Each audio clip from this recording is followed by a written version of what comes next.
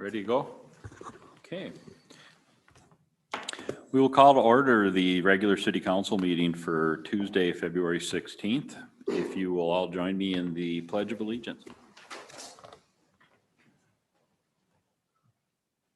Pledge allegiance to the flag of the United States of America and to the republic for which it stands, one nation, under God, indivisible, with liberty and justice for all.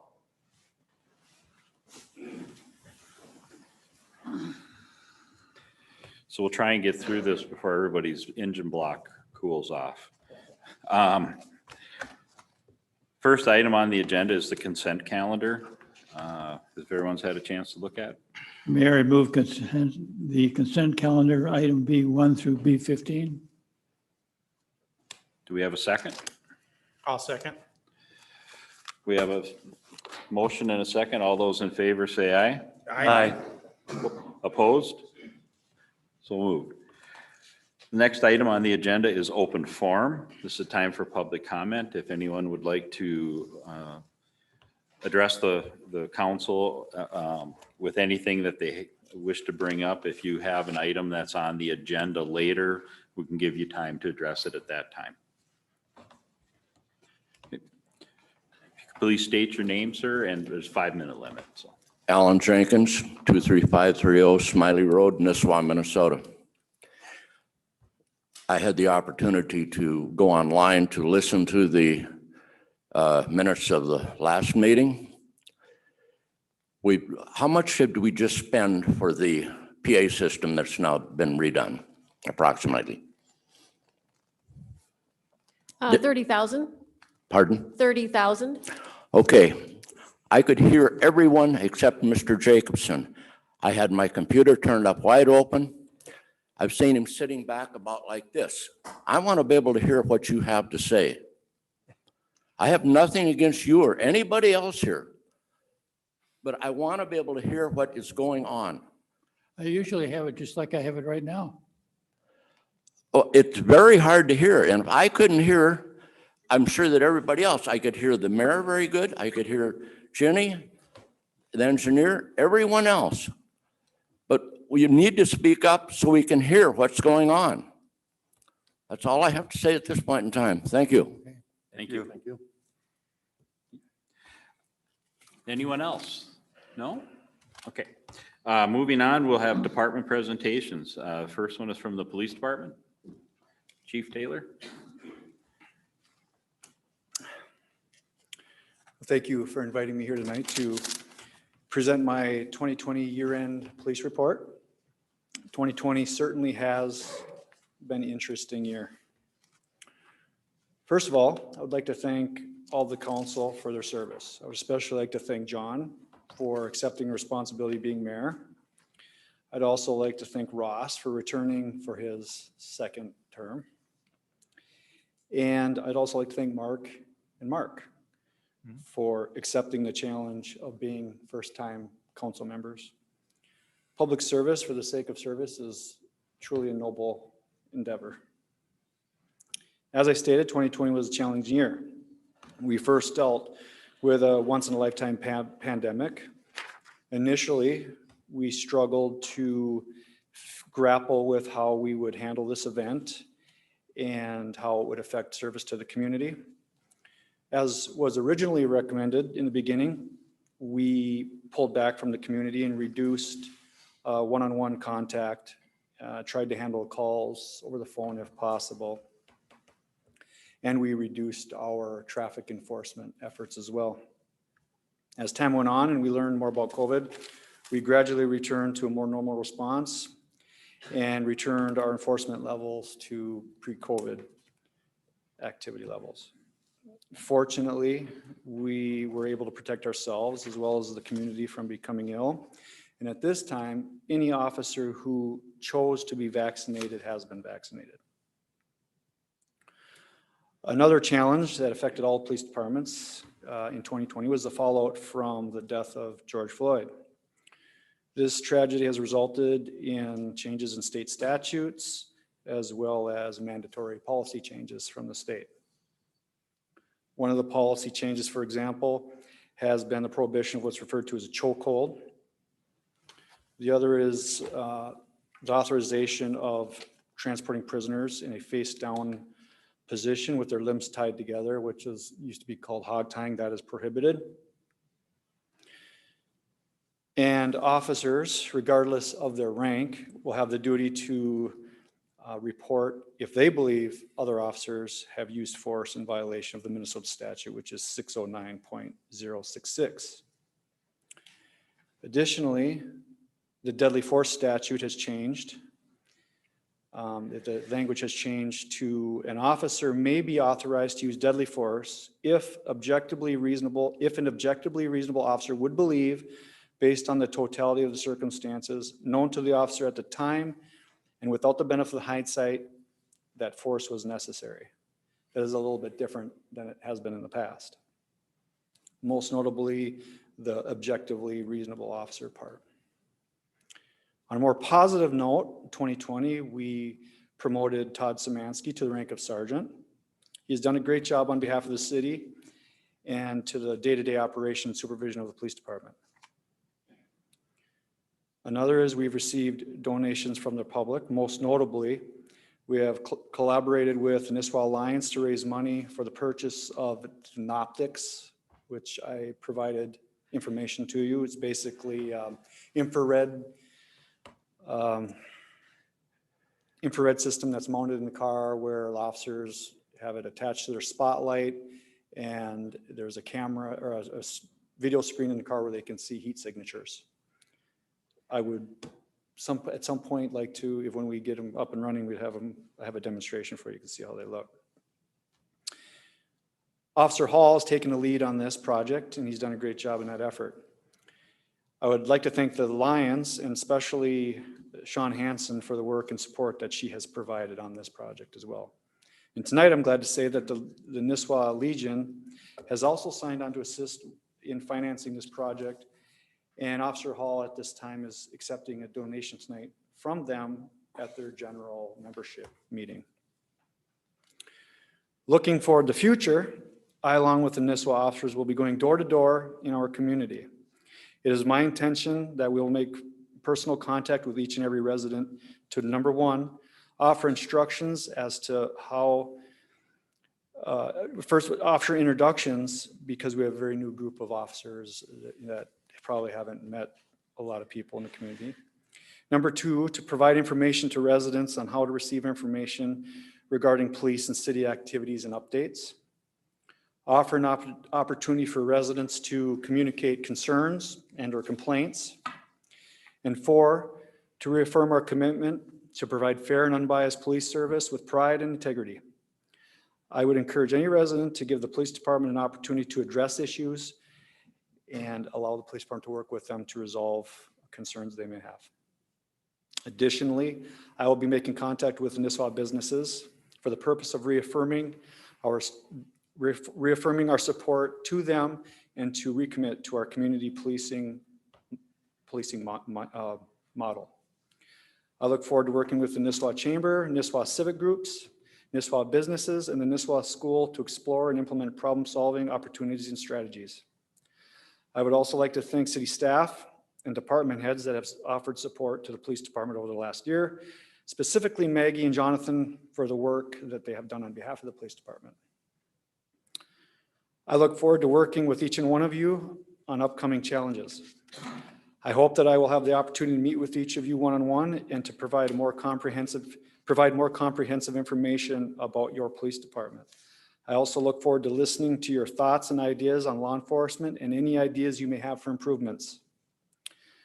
I also look forward to having the opportunity to convey our needs to you as a department and offer my ideas on what is needed for us to provide the best, most effective, and efficient police service possible. Lastly, I would like to thank the residents of our community. They have been nothing short of amazing. We have received numerous cards, words of support, and even been given a great amount of treats to our office. I have received compliments and words of support on almost a daily basis from our community members. So is there any questions that I could answer for you? I don't have a question, but I think this page on what Officer Rooney's been doing through the computers and that is awesome. That opens up a whole new level of area of potential threats and how they're being addressed.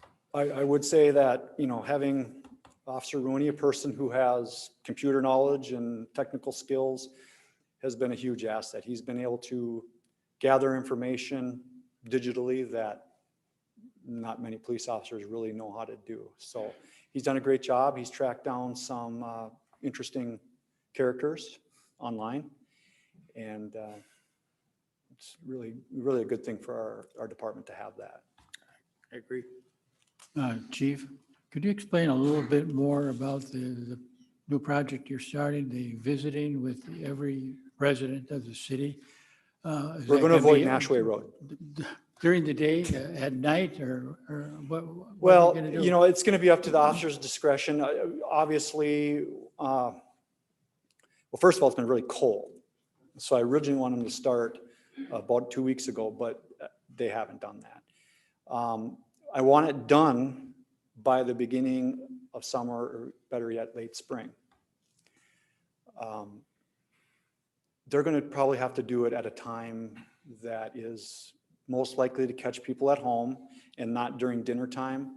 So I'm guessing you could expect to see officers 6-ish in the evening, except for the officer that's working days, they're going to have to do it during the day. So they've been told to keep track of their neighborhood contacts and make sure that they make an effort to recontact someone who they may have missed. So hopefully all of you will see a police officer, and hopefully they at least know to get to your houses first. So, and thank you, and I look forward to 2021 and hopefully a better year. Thanks very much, Craig. And I just want to say that your officers have done a great job. To get young officers at the caliber we have, you've done a good job with your hiring process. It's I think obvious. so. And thank you for saying so. Thank you. Thank you. Next, we have the fire chief, Sean Bailey. Well, that's gonna be tough to beat.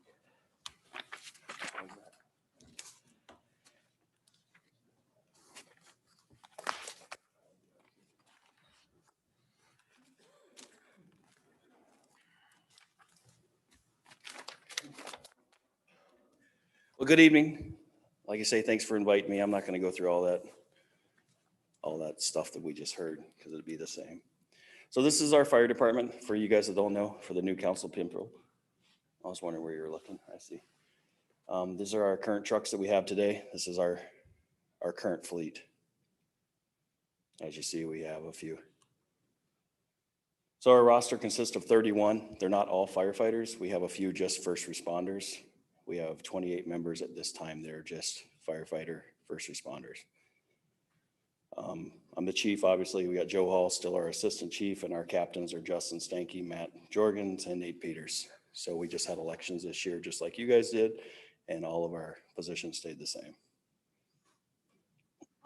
Community events, we thrive on community events because we've learned if you take care of the community, they take care of you. So birthday salutes last year with COVID, we all looked at each other, we're sitting in our office and we're going, wow, Bagley, Minnesota did something that was cool on Facebook. And we're like, we can do this. So we put a little ad out on Facebook. If you are 95 or 90 years old and older, to contact us. If you're under the age of 13, contact us. With no idea what we were getting ourselves into. So the first one came. We actually did an anniversary for the Sipes over here on, I think it's Woodrow Road. We did their anniversary. We got a bunch of people together and we paraded by their house, yelled out their thing, happy anniversary. Then the next day came and we had 3 birthday salutes. Birthday salutes in our city, our contracted areas. On day 5, we got a call from Brainerd Fire and said, what are you doing? I said, birthday salutes. We're not doing them. Okay. So on day 6, we got a phone call from someone on Green Gables Road, turning 95 years old. Heck yeah, we'll do it. So we got a bunch of people together and paraded down Green Gables Road. So this just turned into 37 birthday salutes through the pandemic of the hard shutdown. We didn't ever expect to turn this into something that was crazy, but I looked at it as it's training. Our guys are driving the trucks. We need to run the trucks. Let's do it. We weren't having training, so it just all offset itself. So then every year after that, we do fire awareness at the school for the kids. This year we couldn't go and do a presentation for the kids. We were only able to come and spray water on the school when they did their fire drill. So we made the best we could out of that. Annual fishing derby, we had that in February last year. We just had it last weekend for this year. We won't talk about this year. Last year was the best year we've ever had for raising money on the ice. Brainerd Outreach Program with Sean Hansen, we're a firm believer of that, of giving back. So we have currently packed food 4 times this year with them. So that was a huge thing. I think we've done 82,000 meals, just the fire department. Now, we don't do that alone. Mission Fire has been very gracious and came over and volunteered their people too to help with outreach. So that's been a good thing for us. And then we had our barbecue contest last May. No, I backed up. October, we did our barbecue contest over at the community center. We had a touch a truck event. Kids came and touched the truck. We cooked some ribs on the side, had a little competition. Turned out fairly good. And then we've done a few other things, but we'll just leave it at that. So it's like we thrive on community events. It just seems like if you, like I said, you go help the community, they help you. So here's one of our birthday salutes. Does it work? Can you back up, or I got to back up?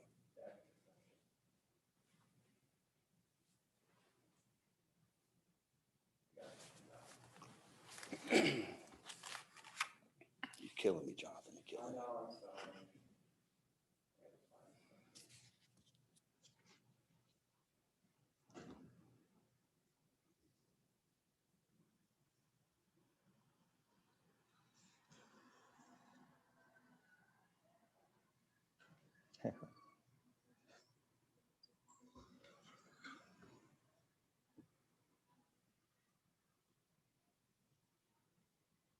Now pay attention that it's not just our fire department that does this. You'll be surprised at how many other agencies join us.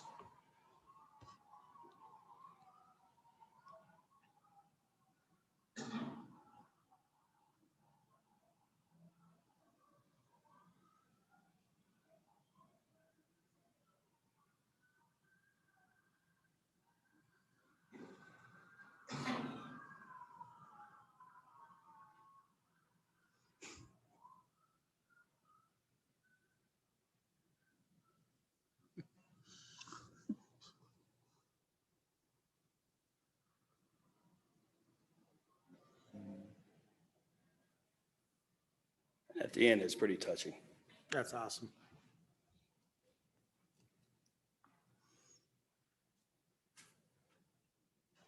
Oh, you didn't let it go. Anyway, the little kid couldn't believe that was just for his birthday. So that was our community event. Over the last year, since March, we've learned different ways of training.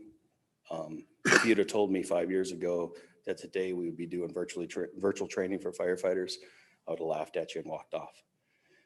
It's working. We do a lot of Zoom calls. We've had to update our internet service at the fire hall to make that work, and it is working now. It's been a virtual thing. You know, we don't just meet on the second and fourth Tuesday anymore. We do now, but at the beginning of this, we busted our squads up. We have 3 squads. They came in 3 different nights of the week, so we never had over 8 to 10 people in the hall at one time. It's just been a real learning curve this year, but we've made it through, and we all feel better about it. And we're just like the police department. The guys who wanted to get vaccination have been vaccinated. And at first there was 0 response. Now we've gotten to where we're in the double digits. So it's been good. Anyway, so training highlights, same stuff we do every year. We do live house burns, ice rescue, hazardous environments, forcible entry, roof ventilations, pump operations, driver operator, vehicle extrications, infectious diseases, and we always keep up on our EMS training. This is actually a live training burn that we did over in the pit, at the city pit, down by the sewer ponds this summer. It was simulating a car crash that ended up upside down that caught fire with victims inside. So we get to our pie chart, so I'm not going to read it to you. We respond to numerous calls and different kinds of calls. We turned 379 calls last year. The majority of them were medical calls. So then here's where the pie chart that makes you the most interested. So Pelican Township, they had one call last year. Ross can tell you that we only cover about 15 homes. So one is big for Pelican Township for us. Oh, this thing. And then Nisswa, 195 calls. And Brainerd Mutual Aid, we went to town once last year. Mission, we went once. Pequot, we've been twice for mutual aid. Lakeshore, we did 68. And Lake Edwards was 100. So like I said, 379 total is what we did last year. So as you see, we're growing and growing. The year before that was 324. So things are starting to get busier for us. So this year we're focusing on, we just wrote a grant to Firehouse Subs. We're trying to replace our AEDs for, for CPR, people crash, have cardiac arrest. We can hopefully get their heart going again. So we're trying for that grant. Looks like it's promising, but nothing's for sure until you get the money. And then we're trying to increase our EMS supplies. That seems like, the majority, 80% of our calls are EMS now. So it's like supplies, we just go through them quickly. And then we're looking at a new command vehicle this year. So I planted the bug out there in the community, and we got an anonymous donation of $30,000 to kick off about a $45,000 project. So we're close. We're really close. So I'm hoping this year that we can come to you and we have fundraised enough to be able to buy our vehicle for a new command vehicle. And that's it. If you guys have any questions, fire away. Go ahead. I know you do. It's killing you. I noticed that the vast number of calls for service are from first responders and medical. So how are you doing for personnel and equipment there? Because that seems to be getting the most use. So to join our fire department today, you have to be a firefighter / first responder. So if you're going to join us, you're going to be both. And it's just right in our bylaws. We changed them to make that reflect that, and it's just working. So when they come on as a new firefighter, the first 2 years, they have to get all the training done. Fire 1, Fire 2, hazardous operations, and a first responder class. And it's been working. The average first responder call, we're turning about 4 people. Now that number is greater during the day, from 11 to about 5 a.m. It's quite a bit less, but so it's working. At this point, we're not considering any duty crews to cover our EMS calls, but as times get rougher, we will, because we're really worried about payroll.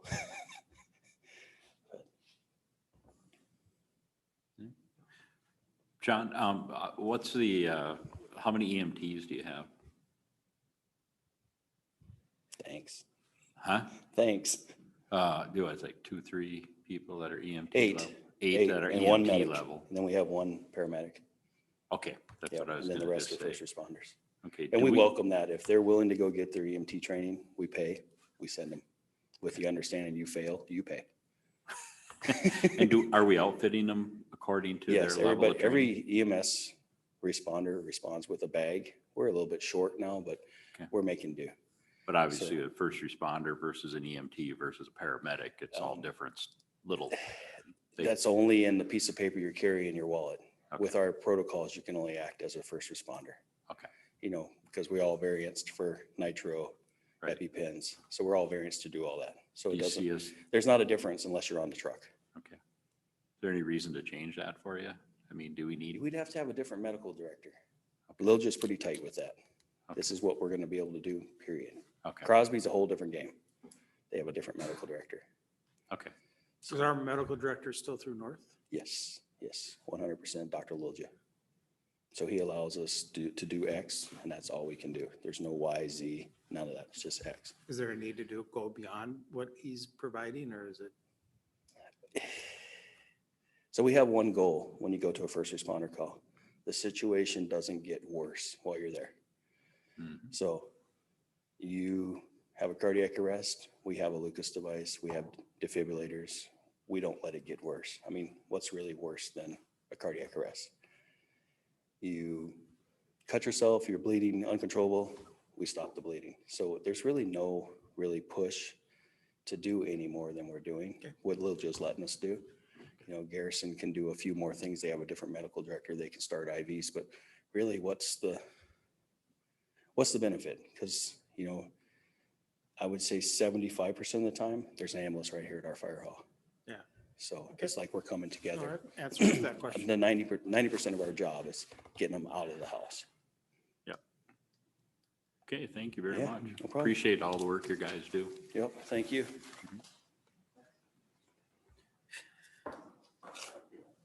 Okay, the next item is report, city administrator. Thank you, Mayor Rand. Good evening, members of the council. Welcome, Councilmember Fraley to the council. Just one update tonight for the council that I presented to the Crow Wing County Board, our proposal for the Camp Lincoln Road Park.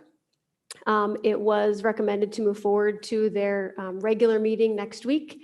And I believe with the intent of approving our request to convey the parcels to the city at no cost, and then would allow us to start to develop our plan for that natural park setting, I'll call it, along Camp Lincoln Road. So very positive outcome, and we look forward to getting that finalized and working through the next steps with Amber, our Parks Director. So that's all for updates unless anyone has questions for me.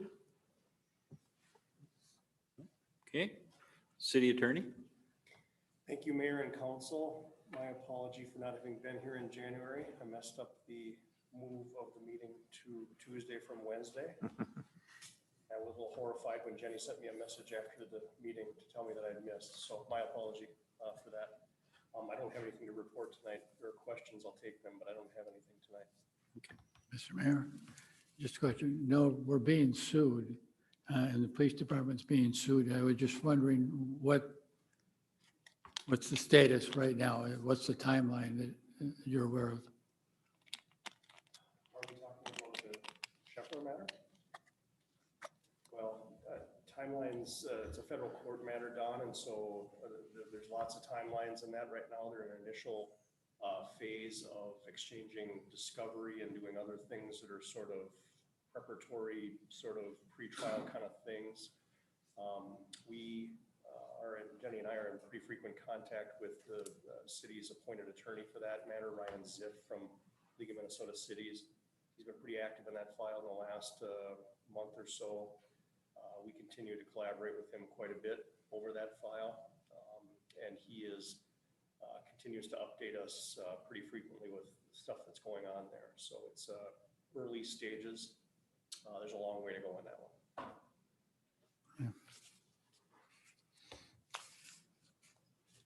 Anyone else have a question? Thank you. City engineer. Mark? Good evening. I guess I have nothing special. Tom gave a pretty good report in his public works, talking about, where things are at. So unless you have any really questions on Tom's items, I'll just wait till we get further on in the agenda, just, the specific line items that we have. Okay. No? Okay, thank you. Okay, on to new business. Item 1 on E1, short form agreement between the city of Nisswa and Woodseth for Gull Lake Trail Engineering Services.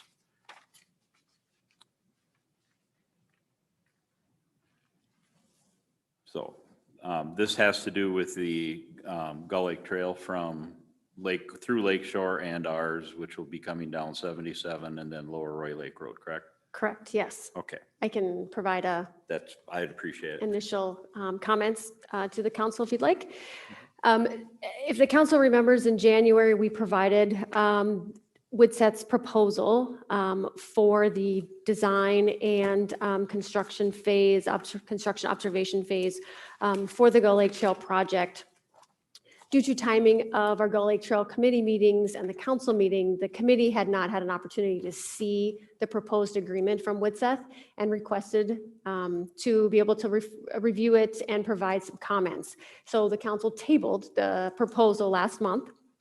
And we brought it forward to the Gull Lake Trail Steering Committee for their review and comments.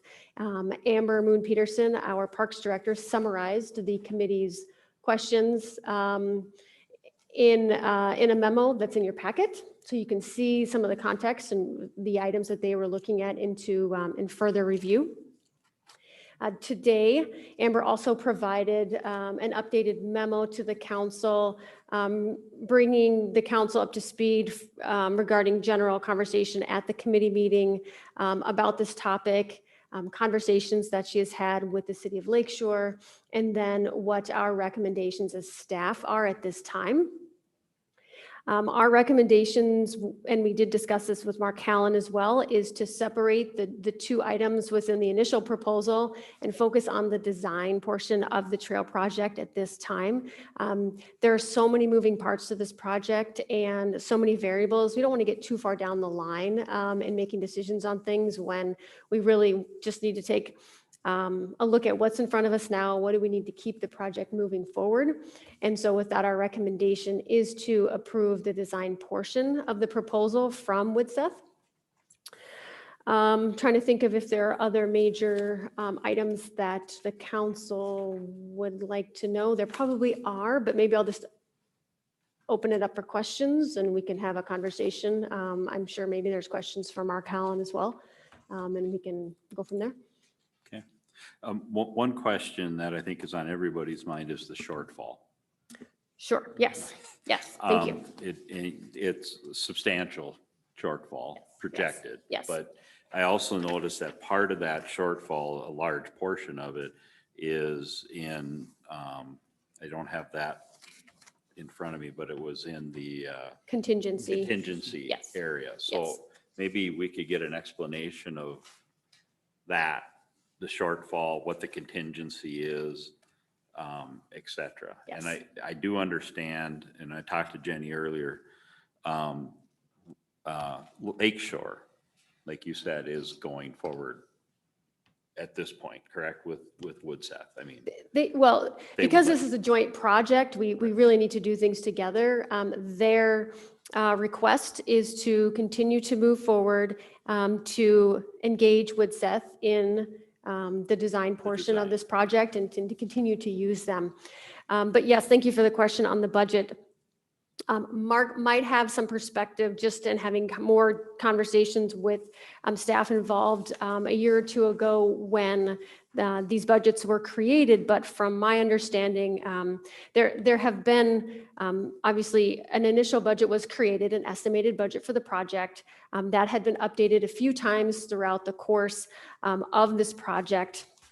For the council, to make sure that the council's aware, we've submitted this grant request twice. So we submitted an initial time and it wasn't approved for funding. And so then we waited another year, we did some modifying of the grant and then submitted again. So there have been a handful of estimated budgets that have come and gone throughout this process. When the grant was submitted, the Legacy Review Committee informed us that the contingency, which is a common item that you would include for a construction project, is not eligible to be included for grant funding, so we had to take that out. So we removed that piece from the budget, which is a $400,000 line item. Now that's just a what if when things come up, that's where you would utilize that line item. So that's not something that's guaranteed that will be spent. But it does have a significant impact on paper to what the budget looks like. We do believe that the $2.4 million that the cities Nisswa and Lakeshore received for the grant, that was about the ceiling that we were going to get for the project overall. So even if the contingency were to have been included or other line items such as engineering had been higher or closer to actual, I don't know that we really would have been awarded additional funding anyways, just from the conversations we've had with the committee, with the Legacy grant that understands that process. But yes, the contingency is a big factor when looking at the budget. And there were also a couple of line items that the costs have changed. And so that's why you see the difference at this point in time of the $676,000 an estimated shortfall for the project. So that's not to say that that's an actual number. As you know, it can get better, it can get worse when you actually go out for bid and see where the numbers come in. But certainly it's something to be aware of, and something that we'd like to do is continue to work on opportunities and avenues for other grant funding from foundations. Community members might have ideas. We do need to try to bridge that gap, and that would certainly be something that we will work on in the meantime. We do have quite a bit of time before construction were to take place. We're about a year away. So we do have time to work on this. Thank you. Yes. Don, anyone? Well, I'm always a little nervous when I have a shortfall of almost $700,000 on a project, and we know it from the get-go, and we are looking at this. The expenses, the estimated expenses are $3.8 million for the trail. And the grant was for $2.4 million, which leaves roughly $1.5 million that's got to come from someplace else. Part of that is Nisswa matching funds and Lakeshore matching funds. But that still leaves us with $676,000 difference. And I'm not even sure whether that figure includes the acquisition of the right-of-way. Can somebody tell me that? Is right-of-way acquisition included? Yes, so, excuse me, Jane. Good. Yeah, so Don, that does include, in our cost estimates that we originally provided, Matt, we had a total of almost $240,000 in the Nisswa portion, because it's considerably more than Lakeshore, for land acquisition. And those numbers, were revisited. Now, I think Jenny kind of hit the nail on the head when, I noticed when the re-grant application was done, the land part was dropped down to 90,000. All right, and that's probably what went into the grant and stuff. But now, when those numbers were sent to the city, Joe updated some of them, and Dave did for Lakeshore. They were sent in May of 2020. We had the land acquisition in there at 200, I believe it was 32,000 based on the acreage and the value. And Amber has used that number in her, to get to her total here for the project of $3.79 million. So if you take a breakdown down of that, yes, Nisswa has in that item about $230,000 budgeted for land acquisition. They only spend $100,000. That's what they'll spend or whatever. But that's right now what's in Amber's budget. Well, tell me one other thing. Is there any reason why this needs to be done this month? Or could it be delayed for a month? I just get nervous, $600,000 that we don't have, and we're starting a project. If it can be delayed, which I understand there's no firm deadline, if we don't do anything, go back and ask the staff and engineering firms to take a look at the numbers again and see what we can do. That's a lot of money to start out with in the hole. Normally we wait till the project is at the end to know we're going in the hole, but it just bothers me. Is there any reason it needs to be done this month rather than later? Well, I'll say yes from the standpoint.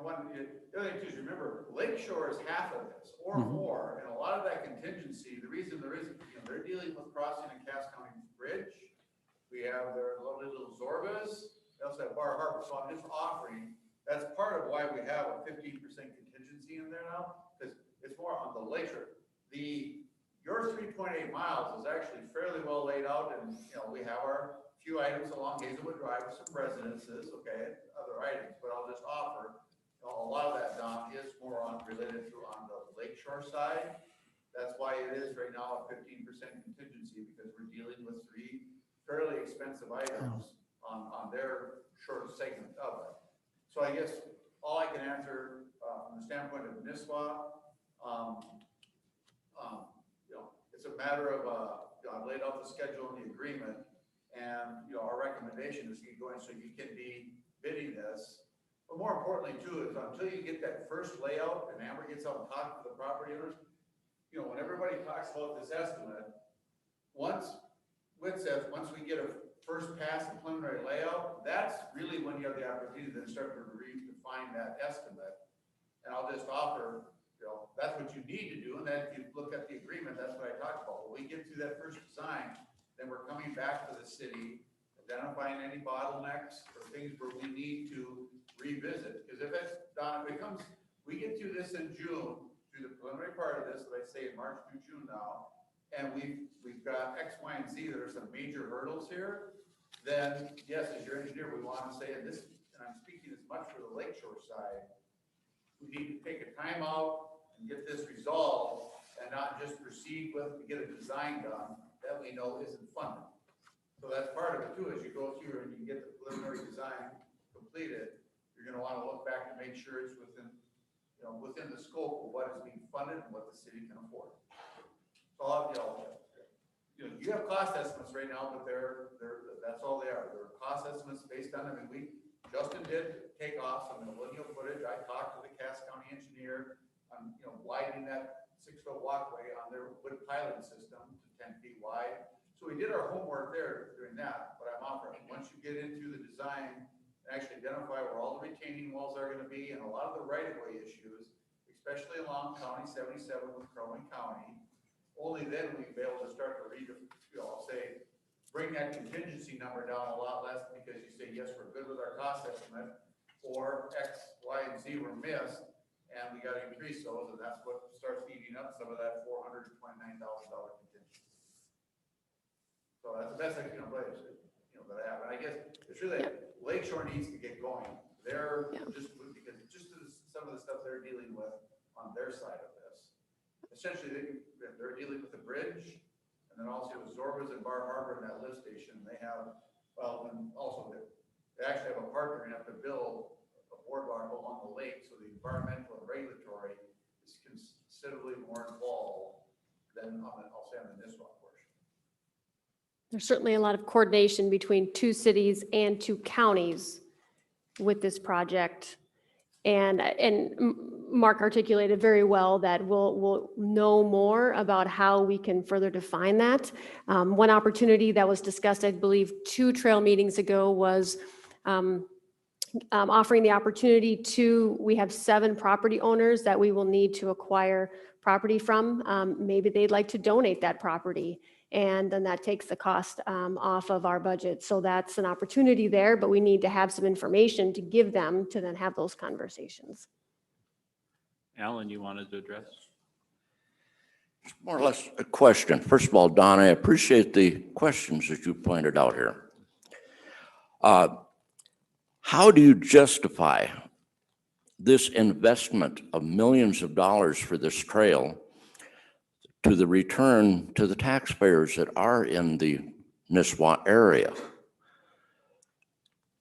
If I went out as a businessman and it invested this roughly $4 million, it's taxpayers' money, whether it's a grant or whatever it is, it's taxpayers' money. I'd want to see a return on my funds. How do you expect the city of Nisswa to regain this in bicycle travel or people walking? Can you answer that? I think one way that, in looking at our comprehensive plan, one of the things that I noticed in there is we had a lot of people in the community, everyone that participated in the completion or the designing of a comp plan is bike trails, walking trails, trails along the side that were able to get from point A to point B without walking on the road was one thing that was mentioned in the comp plan that we currently are working under. Working at some of the, well, I mean, it's no secret, I work at Grandview. People biking, walking up and down Lower Roy Lake Road. I've been amazed that somebody hasn't been hurt. And so from a public safety standpoint, if we can get those bicyclists and those walkers off the roadway, there's a safety aspect that I think benefits everybody if we're not known as I don't want to have a road in our area being known as, Dead Man's Alley, so to speak. I think that this is something that we've been working on for how long now? Well, since Matthew's been here, so Over 2 years. over 2 years. And I think that with the increase in population of not just residents, but people that are coming up here for recreation, people that are coming into the area resorts, people that are, I guess 2020 showed us one thing. There's a lot more people that are taking their health a lot more serious, and they're biking and they're walking and they're doing that. Getting them away from vehicular traffic is always a good thing, because pedestrians and bicyclists and vehicular traffic don't mix. It's not a good thing. I'm speaking from experience. It's not pretty. So I think if we can get people onto the trail, I think especially along 77, Lower Roy Lake Road. I mean, I don't know if you were part of originally we looked at wanting to shoot this down 77 and then cut over, but that couldn't work with landowners that had property. They had other plans, and a bike trail would not have worked. So the idea was floated, and it came up as Lower Roy Lake Road into town. A lot of times people will bike that way because it's just less traffic, but that's getting to be not the case anymore. So this is essentially a safety issue. part of it is a big safety issue to me, and part of it is also a recreational option for people that want to get around, move around, and it connects to under the road. You can connect to the Paul Bunyan Trail without having to cross the highway if you want to come all the way up through the Pocket Park through downtown. So I can speak from experience. I've talked to a number of people that guests that have stayed at Grandview. When they want to go someplace, I'll suggest, well, drive into Nisswa on the bike. I know Kelby Klemick, our recreational director, he does the same thing. And a lot of people ride their bikes into Nisswa. So businesses do benefit in that respect. They do, and they come to the park on the lake too. Park their boats, they rent a pontoon, they'll park the boat there, come into town. That's another benefit to the community. Does that justify, we were able to get the legacy grant, which pays for the overwhelming majority of it. Part of it we've already, I believe there's been parts of it that have already been, like the bridge for us is already done. So that's my answer to that. I think that getting pedestrians and getting more people into town is always a good thing. So does that answer your question? Or, okay. Okay. Bob, if you want to. Sure, I know a little bit about this. From the standpoint of return on investment, I'm very familiar with that figure. But if you want some hard data, I would prefer anybody on a national basis to go to, state basis to go to Bike Alliance in Minnesota or to League of American Wheelmen. They both have websites and they've got case studies on what happens when you develop a bicycle-friendly community, so to speak, or recreational activities, how much additional tourism dollars you get. If you're looking on a smaller level, I would talk to the Chamber of Commerce person at Cayuna, what happened in the last 15 years to Cayuna when they developed their off-road and a few on-road trails over there.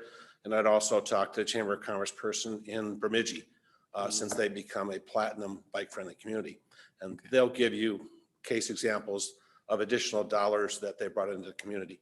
And you'll actually be able to see how long it took to get that $3 million back.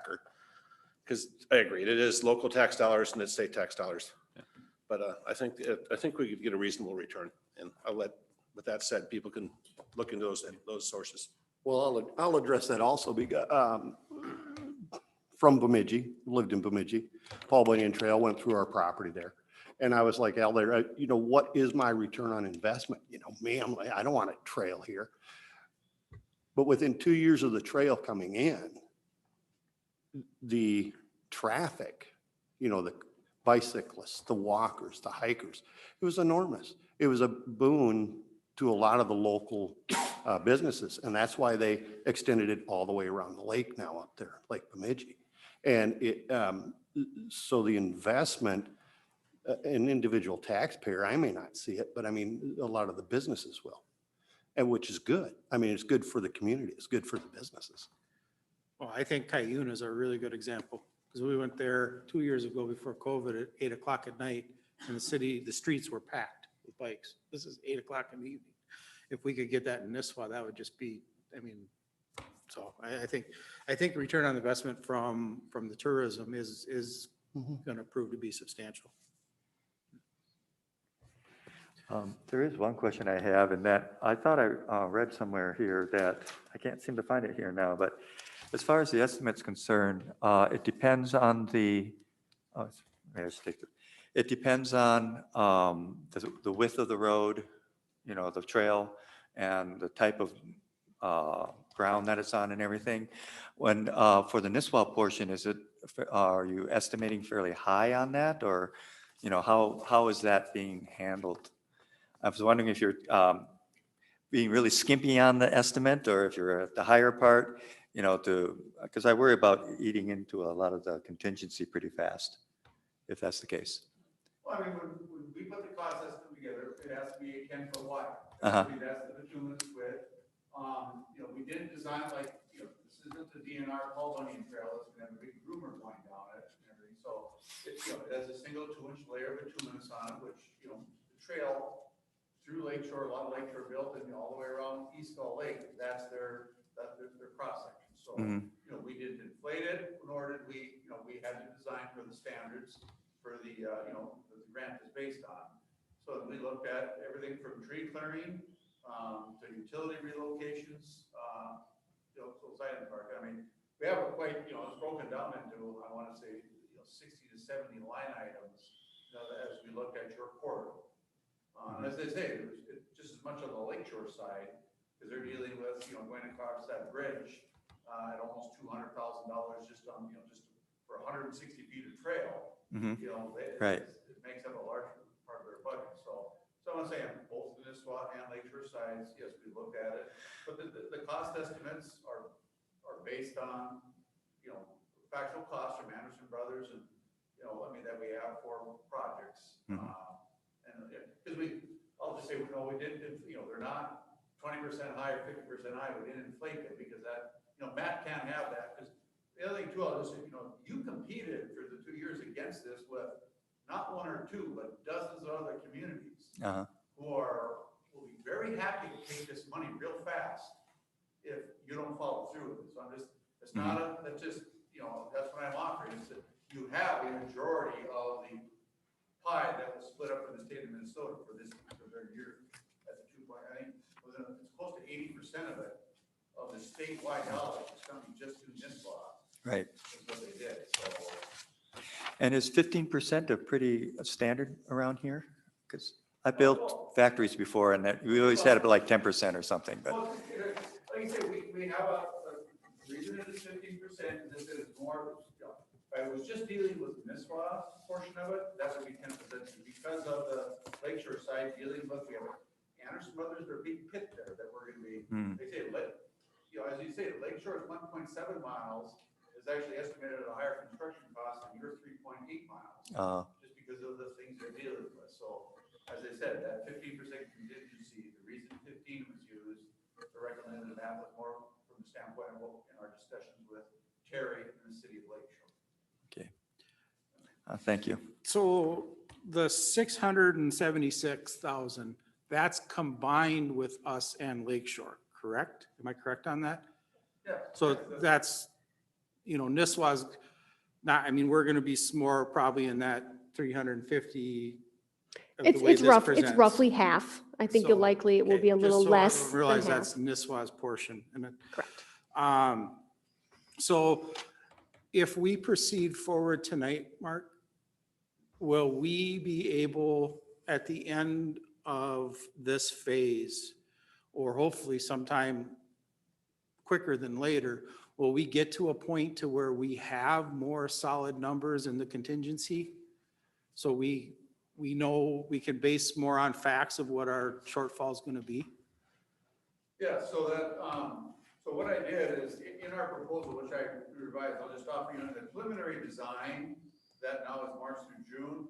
Item 7 is exactly that, Ross, like you say, I talked about prepare construction cost estimates Yep. based on the preliminary design and the final meeting, with city staff to identify sections that the cities may need to review alternate options due to cost impact on the project.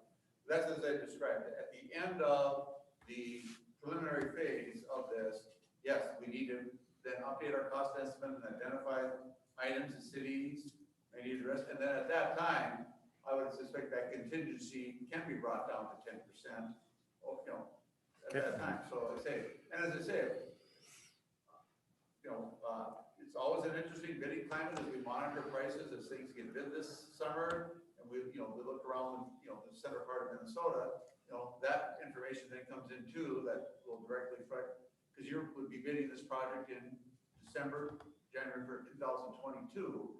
So we're all putting our best crystal ball on, trying to, forecast costs, for next year. But that's a critical point on this.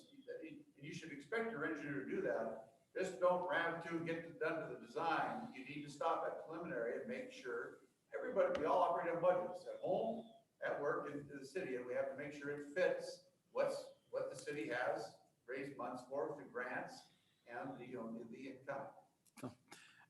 As far as what you're bidding for the layers and the mix and how thick it's going to be, is that consistent with the oldest part of the trail, of the Gull Lake Trail down on East Gull Lake? Do you know? I mean, I'm just curious. I know that trail down there has been in for a while, and I'm just wondering, as far as to try and forecast how it's going to hold up over the long haul. Well, from the standpoint of, yes, we base it on using a better performance grade, oil. I don't know if anybody's driveways, Mother Nature right now, the last couple of weeks has really created a lot of cracking just due to our colder temperatures. But I mean, the intent is that, as discussed with Tom, I mean, the base and the bituminous work is going to be looking at a 20-year life cycle from the standpoint of, resurfacing it like we do on the Paul Bunyan Trail with the tack coat, from that standpoint. So it isn't, I'll just offer, it's not a 40-year design from the standpoint of, no, you won't be, but you will be doing, down that road for the crack sealing and everything at the 20-year period, some type of, resurface. Okay.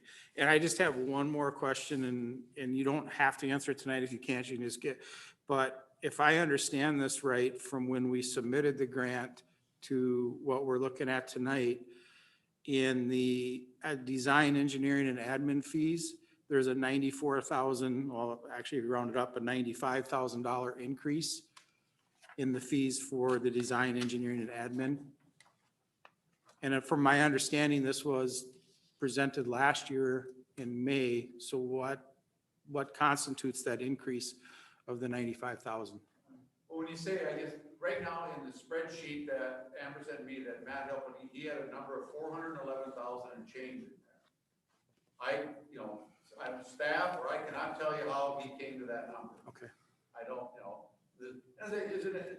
Amber and I have had some great discussions on this. I put it out like, I made the assumption that's how she responded back to the committee. Like in the construction observation part, I made I have a number in there of $180,000. Now, that's where I think we'll probably end up. But if it's, as I pointed out, like on our wastewater project, I'm tracking almost $30,000 or $40,000 under our cost estimate for that. Things are going well.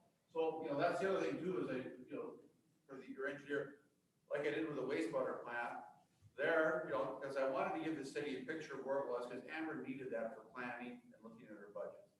But very much, once you bid the project and we know the scope of it and we know who the contractor is, yes, just as we did with the wastewater, we could revisit the construction observation portion of the agreement. Do I need to have $180,000 in for the field personnel? I can give you, we can give you a much better judgment on that, at that time. Okay. All right. Then that answers. It's a little frustrating. That spreadsheet that Amber first sent me, they say, Matt, I think he was trying to fit a budget as much that the state would look at it favorably, because he took the property and dropped it from $230,000 to $90,000. Well, your property purchases didn't just go away; they're there. So, you know, and that's what Amber, you know, when I sat down with her, she took the spreadsheet, she said, Mark, that's history.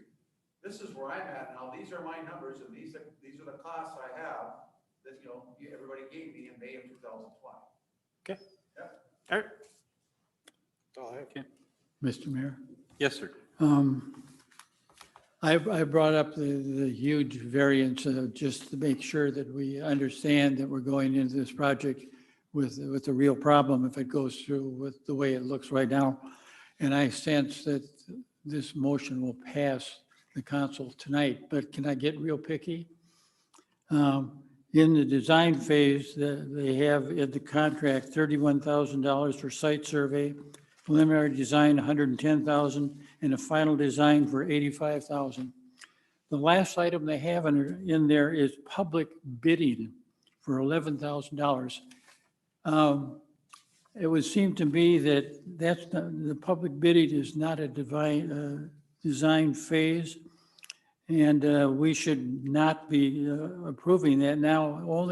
We only approve bidding if we're going to go ahead with the project after the design phase is known, the numbers are known to us. I would suggest that we take out the $11,000, do the rest of it, and in 3-4 months, when the design phase is done, we're going to have a better idea whether we're going to go ahead or not. Let's not put the cart before the horse. I know it's picky, but $11,000 is $11,000. Mark, can you explain that? Or Jenny, can you explain? I was just going to ask if Mark could explain if there were reasons to include it or not. I mean, I'll just as in your wastewater agreement, I think of what's, you know, I'll just say in the industry, whether it's the American Institute of Architects, typically the contracts are set up to go through bidding and award, do that. But Don, you know, we've done this before, and like you say, you know, going back, I'll say 5 years, we've actually agreed to where you know, the city is just authorized, and then we go through a certain part of the design, and then if everything looks good, then I get in writing, you know, it was from Lori before, okay? But then I would get the council to pass authorizing us to proceed with the next part of the contract. I mean, you know. So we could add that to the next part. If you want to take the bidding, that's absolutely fine. Like I say, because we may just get to the preliminary design, Don, and then we may decide the brakes have to be put on, and there's provisions in the agreement to allow you as the owner to do that. Yeah. As I said, it was picky, but if we don't go ahead, why spend the money? Okay.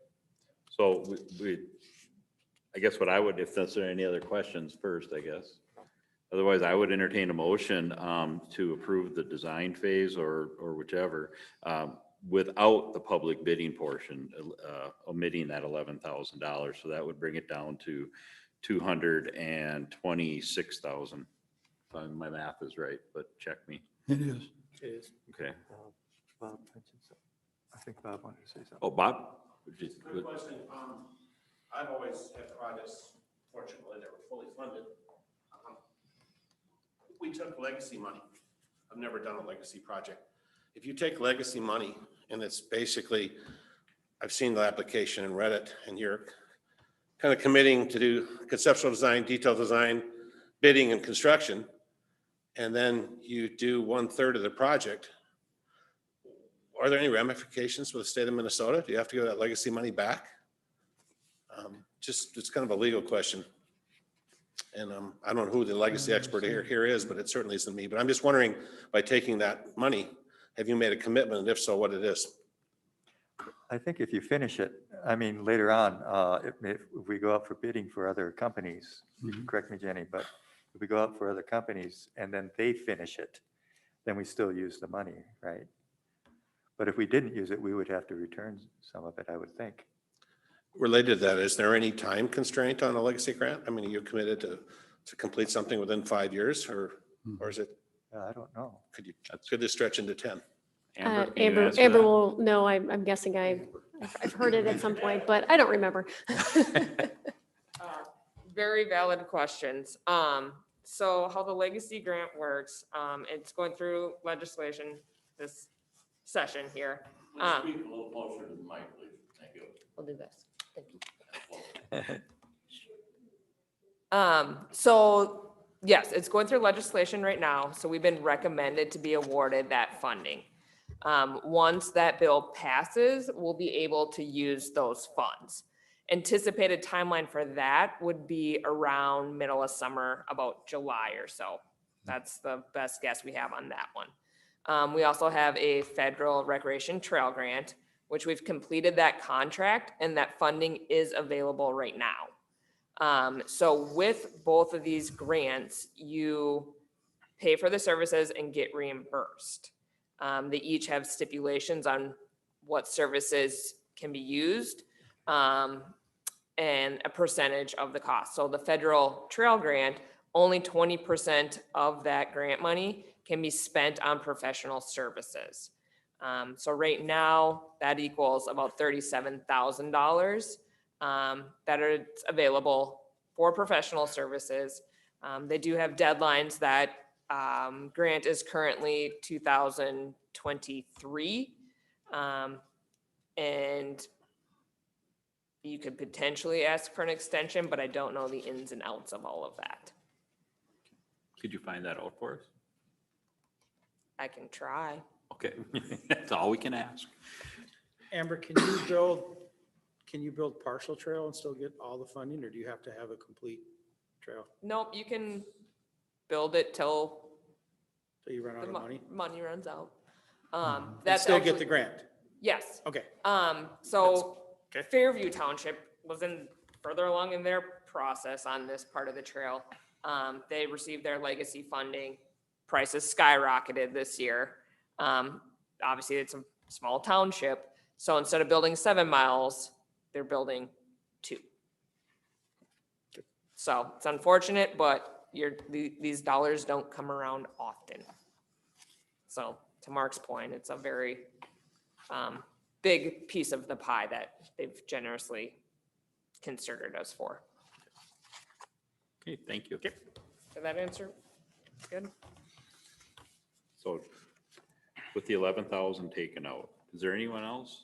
Any questions, anyone? Can we move? So again, I would entertain a motion to approve the design phase as requested by staff, or as, Well, Mr. Mayor, I'll move the short form of agreement between the owner and engineer for professional services for the trail for the design phase, which will include site survey, preliminary design, and final design, but at this time, not include the public bidding portion. do I have a second? I'll second. We have a motion and a second. Any final discussion? I do have one question of the 226,000. Where's that money gonna come from as it's due? WITSET has graciously offered to work with us on billing. And so as the federal funds are released, we can use a portion of that. Obviously, Lakeshore is going to have their portion that they will reimburse us when we pay the bills. But there will be some upfront costs for the city as far as needing to pay the bills. And then as more of the grant funding is released, we will reimburse the city. So, we have about a 4 or 5 month window that we will be working through those, just timing of that payment, but we have the ability to do that. So the funds will come from the federal grant, and Yes, then the rest of them will come from the grant, The legacy grant. Yes. When them funds are available. yes. And we also have reserve funds that we can use primarily I just for wanna that. Make sure it was clarified. Yep. Okay, no further questions? All those in favor say aye. Aye.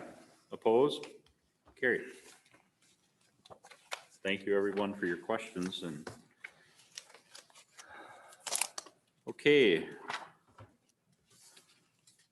Number 2, I guess there's Gull Lake Trail Committee question and answer. I think, did we go through? That's all in your packet. That's with the red outline. So if anyone has questions, please read that. Check with Amber, check with Jenny. Don't hesitate to give them a call. So. Number 2, partial pay request number 6 from Eagle Construction, reference wastewater treatment facility. improvements.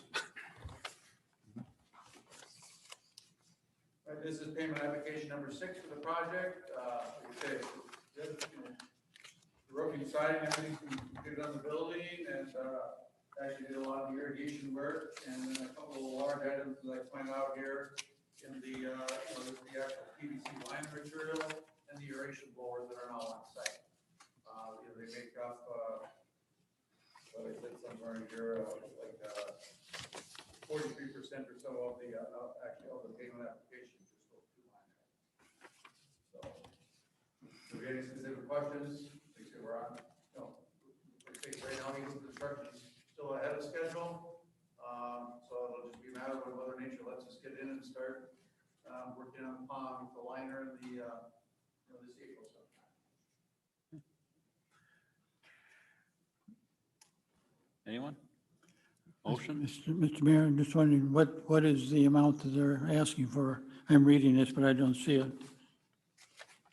Well, the payment application number 6 is for the amount of $368,839.79.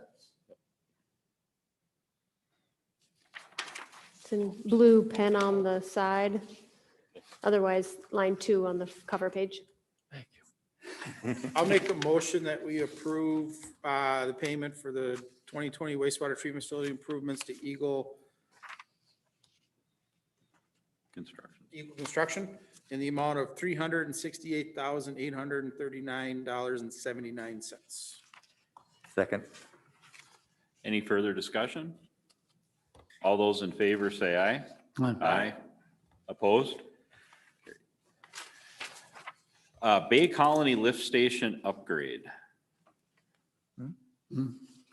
Or what did I miss? Number 3, Oh, please. resolution to approve local road improvement program. Jenny, you want to explain this if anyone has questions? Yes, I can certainly do that.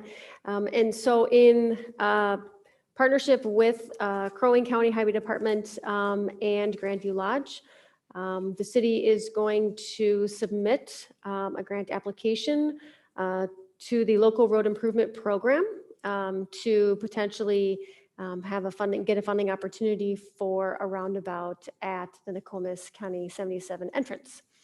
This was a conversation that the county, Grandview, and the city, with myself, Tim Bray, and Mark Rane, we've had off and on for a handful of years now. I know that there is a need for improvements, traffic improvements at that intersection, at the entrance to Grandview, especially with the increase in housing and the hotel and the rec center that they have there with their new facilities and amenities. There's a lot more traffic crossing the highway there.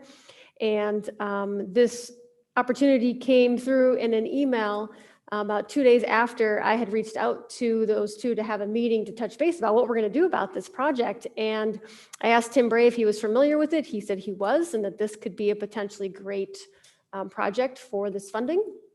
And so I'd like to submit the grant application. I believe it's due March 3rd. Just today, Tim Bray sent me a draft, very basic draft of what the roundabout would look like and a cost estimate to help me in this project. And it's just a very high level something to get in the application to see if we could be funded for it. And once, if we are, then we would look to do more detailed design and get through all of that. Grandview has committed the right-of-way necessary. They own all 4 corners of that intersection, and so they have committed to provide that as part of the project, which will be a substantial addition to the application to show that public-private partnership. And I think it's going to be a great opportunity, and perhaps if we're not funded this year, we can tweak it and try again for next year, but I certainly think it's worth it with the grants up to $1,250,000. The initial, I opened the spreadsheet really quickly this afternoon, and the estimate was about $900,000 for the roundabout. So we're definitely in that ballpark. So that's what I'm requesting, the resolution for support to submit the application. The county will also have a resolution for me to include with the application as well, as they have to be in support of the project since it's within the county on the county highway. And I'm happy to answer questions. Thank you very much. Questions, anyone? When we did 371 and 77 with the county, and there was a lot of back and forth discussion about who pays for what and what's the city's responsibility and the county's responsibility. It says in the resolution, following the current county cost share policy. I assume that's the same one we had when we did 371 and 77. 13 and 77, yeah, Yeah. I would assume. I'm just wondering, are we still comfortable with that cost share formula that they have? I'm not against this resolution. I'm just bringing the issue up before. I will say that Tim Bray initially was talking about a roundabout at some of these intersections, and it was like 10, 12, some years down the road. Last summer, Mark Ronai invited him to Grandview. And Tim did let's just say he came over to our side when he realized just what happens at that intersection and understanding the potential for the injury, et cetera, the crashes and stuff that could happen there. Ross and I can both attest to the fact that it's a very dangerous intersection. We've been there on our own many times in previous life. So, so I think that as far as the safety aspect of 77 goes, to your question, I don't have a problem. I think that Tim's on board with us, so it would be at least what we were expecting for cost share if we couldn't get the county to maybe pick up a little more, maybe. So at some point. even if he came over to our side, he still has to go by the policy set by the county board. And Correct. I was just wondering if that has changed from our last project. And Not to the best of my knowledge, it hasn't. It hasn't, but Grandview is also supportive of partnering with us in that. So we have a third party to work through those specifics, which is not typical. And if I understand this, Jane, this would fund the whole thing. I mean, if we were awarded this, it would be the whole project. It would, yes. There are a few things such as some administrative engineering that aren't eligible. So we would still have some costs into that, which is to the cost share. But I mean, a vast majority, yes, would be funded. And unless there were additions, enhancements to the project that we felt were important at the local level for some reason, we'd have to talk through that. We'd work through those specifics, but yes. Has Tim applied for one of these before? Yes, we have. So he can help us tweak to make it present the best that. I will send my draft verbiage to him for edits and welcome those because I have certainly not done it myself. And yes, he's been very, very helpful.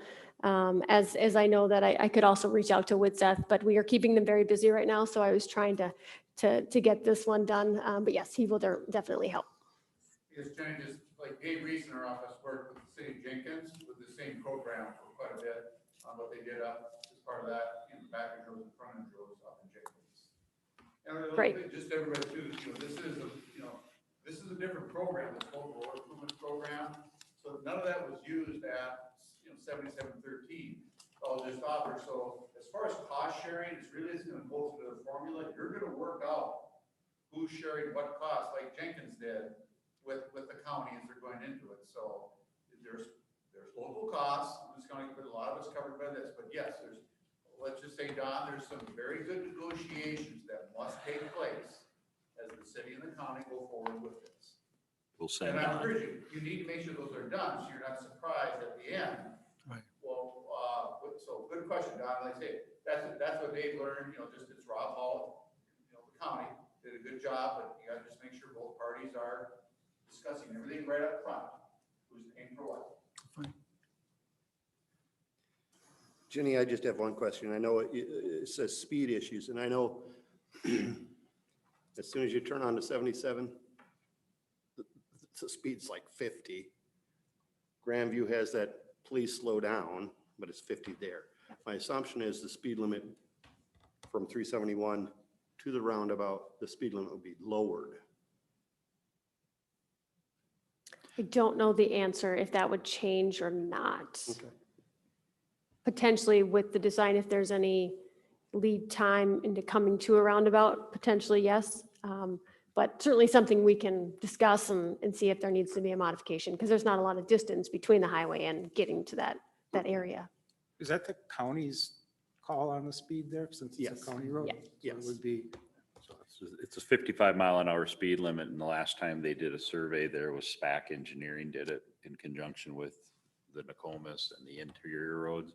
This county can drop it 5 miles per hour on their own call, but it has to meet, they have to have a traffic engineering done to determine whether or not it's justified to lower it further than that. By stat, I believe that's state statute. So just like we can drop a 35 or a 30 to a 25, but we can't drop it any more than that without an engineering firm saying, yes, that's the traffic engineering saying that it needs to be, so. Okay, if we're ready, I'll make a motion. go ahead. It's kind of a no-brainer. I'll make a motion that we move forward with a resolution to approve the local road improvement program funding opportunity for improvements to Nokomis and County Road 77 intersection. Second. I second. Okay, I have any further discussion? All those in favor say aye. Aye. Opposed? Carried. Okay, now we're on to the number 4, Bay Colony Lift Station upgrade. I don't know if anyone read or saw Tom's notes and then the issue here. This is something, I don't know if there's anyone familiar with it. We actually addressed this at a prior Public Works meeting quite a while ago.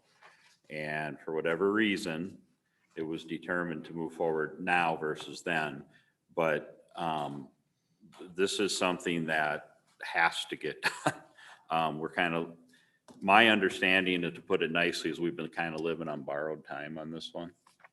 And it's not going to be pretty when it goes. So if anyone has any questions about it, please. And again, this is also a small, relatively small one too, but it is very critical from what I hear. Yes.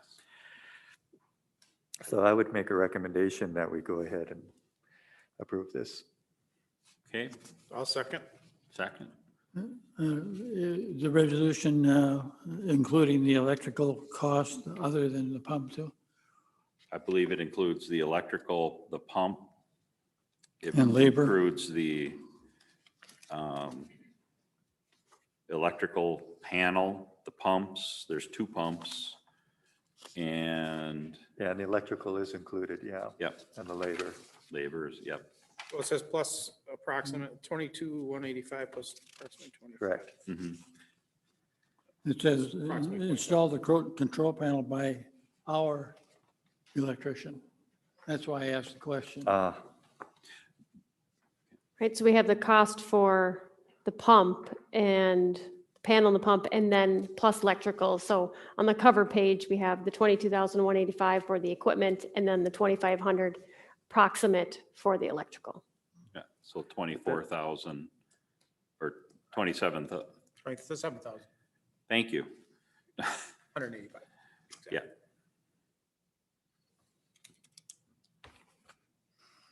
$24,685, whatever. Anyway, it's right there. Okay. We have a motion and a second, I believe. The only thing I'd say, the only other discussion point I want to bring up is, having worked with Mike and been educated on, it's an interesting process, the sewer stuff. But we have a lot of pumps, we have a lot of step stations, we're a unique little community. And one of the things, I know we've talked about it at Public Works just in passing, but we really need to have a list of everything. I did talk to Jenny about this too. A list of all of our step stations, all of our pumps, how old are they? What can we expect them to last? Kind of a ballpark idea. So we're actually putting away what we need to have. So this isn't, because this is an enterprise fund that takes care of itself if it can, and we need to make sure it can take care of itself. And I just, this is not directly related to this per se, but I just think I know that it's been mentioned, it's been talked, and we have personnel that can do this, because they're really good at what they do, and nobody knows this stuff like our guys. Mhm. I mean, they can, you know, take care of this system with their eyes shut, I swear, because we keep winning awards with everything they do. So I just wanted to bring that up, and I know that's something that Public Works is going to have to address.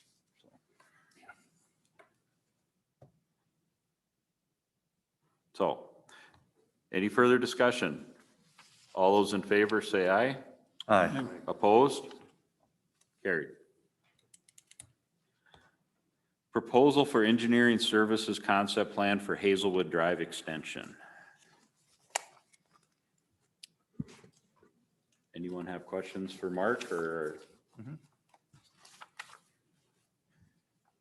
No, this is something that was discussed at the Public Works Committee.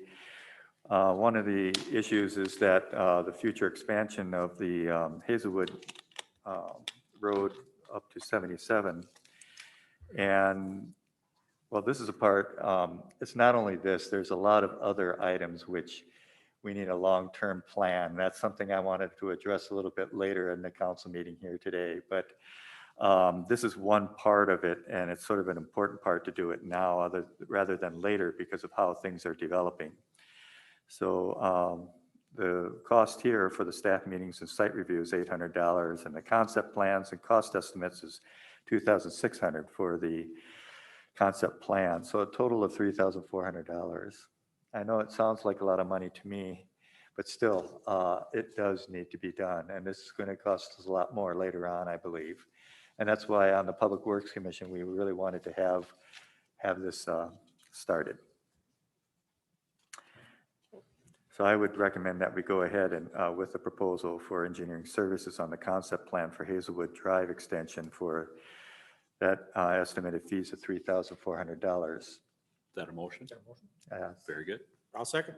Okay. And I agree that we need to figure this out so we know what the future holds for that. Yeah. Any further discussion? All those in favor say aye. Aye. Opposed? Carried. Commission committee appointments amended. If you can look on there, you'll see that we added 2 people to the Public Works Committee. There's still 1 open seat if anyone wants to join Al. Okay. We could use you, Al. Then Budget and Finance is all of us, of course. The Liquor Committee, Councilman Kraut-Kramer was added as a council liaison. Park and Rec, Councilman Fraley, and then Monta Agri, and Paula West, Bob Fear, Planning and Zoning, and Kristen Hansen. So we're just looking at getting a motion and a second for amended. I'll make a motion that we approve the 2021 Commission Committee appointments amended as of February 16th. I'll second that. Discussion? All in favor, say aye. Aye. Opposed? Carries. Mr. Mayor, I'll move council liaison appointments as amended February 16th, 2021. Second. Discussion? All those in favor? Aye. Aye. Opposed? Number 8, appoint Tom McCauley and Galen Stovers. I'm sure I butchered McCauley. I'm sure I butchered that one. To the Public Works Committee. I'll make the motion that we appoint Tom McCauley and Galen Strovers to the Public Works Committee as presented. And I second that. Discussion? All those in favor? Aye. Aye. Opposed? Okay. Personnel updates. Just the one position change for Brittany to city planner.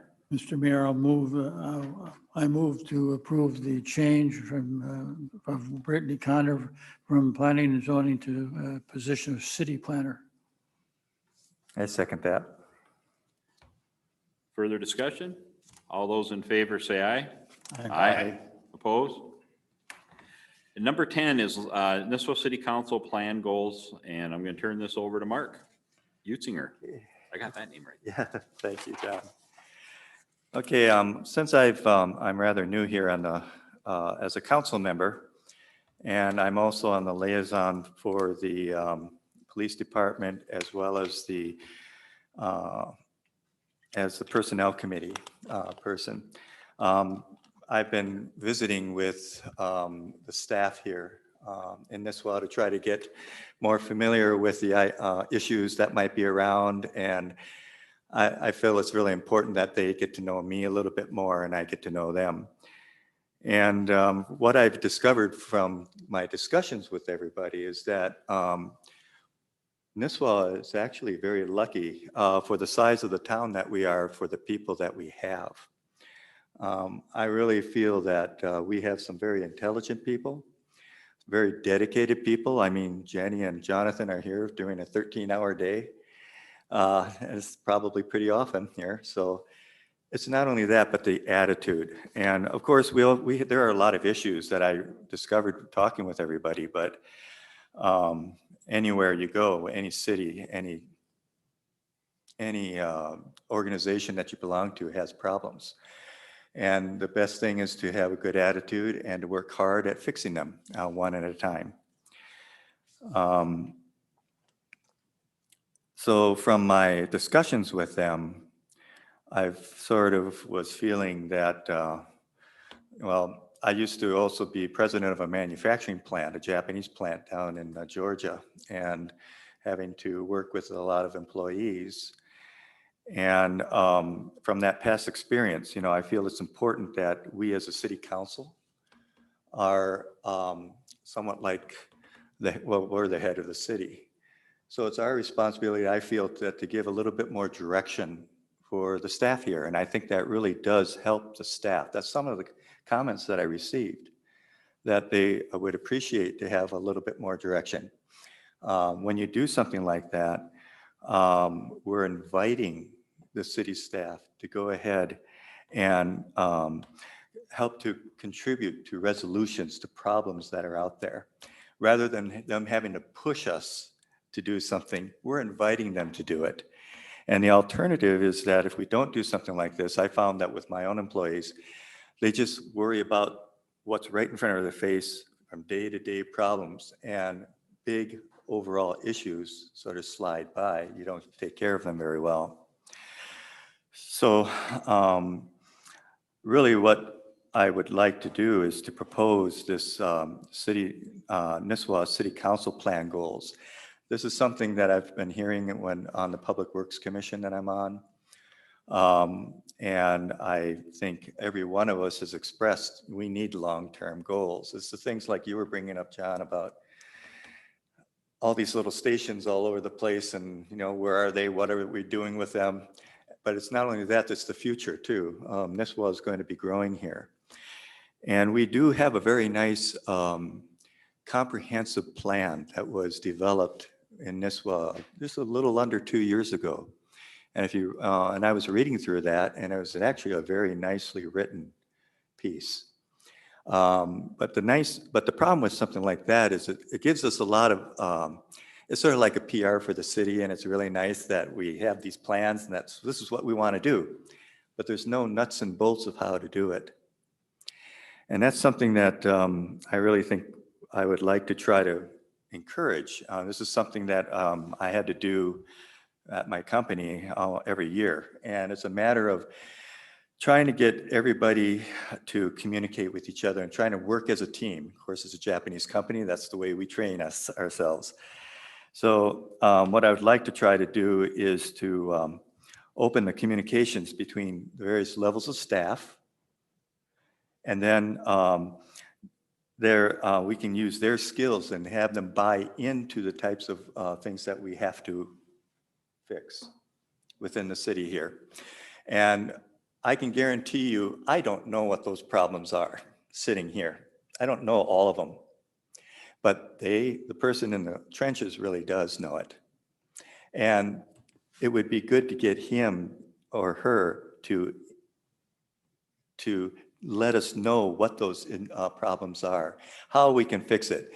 And the one rule is if you're concerned about something, great. I want to hear the concern, but I also want to hear the solution. And that's what we do in something like this, what I'm trying to propose here. And the way it actually would work in my mind, and this is in the perfect world, and for the first time to ever try to do something like this, it's going to be a project. It's going to take some time.